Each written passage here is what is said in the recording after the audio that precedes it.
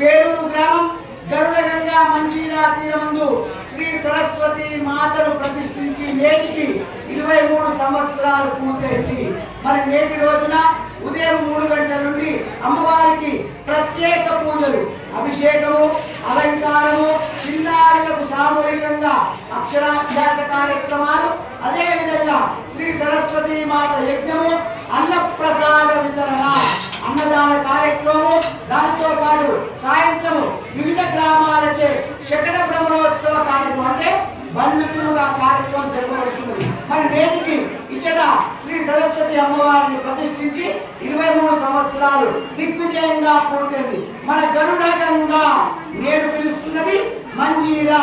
ఇప్పుడు గరుడగంగా మంజీరా తీరమందు సరస్వతి మాతను అత్యద్భుతంగా భగవద్భక్తులందరూ దర్శించుకొని వారి యొక్క చిన్నారులకు అఖండ విద్యా బుద్ధి జ్ఞానం ప్రసాదించాలని, అదే విధంగా ఇచ్చట పూజించుకొని ఇచ్చట అమ్మవారిని దర్శించుకొని, అదే విధంగా దూరదేశాలు విదేశాంగాలకు కూడా వెళ్ళిన వారు ఆలయ ముఖమంటప నిర్మాణానికి సహకరించినారు. వారికి మరియు ఇప్పుడు చేసుకున్న అక్షరాభ్యాస కార్యక్రమాల చిన్నారులకు అందరికీ కూడా విద్యార్థులందరికీ కూడా విద్యా బుద్ధి జ్ఞాన ప్రసాద సిద్ధిరస్తు.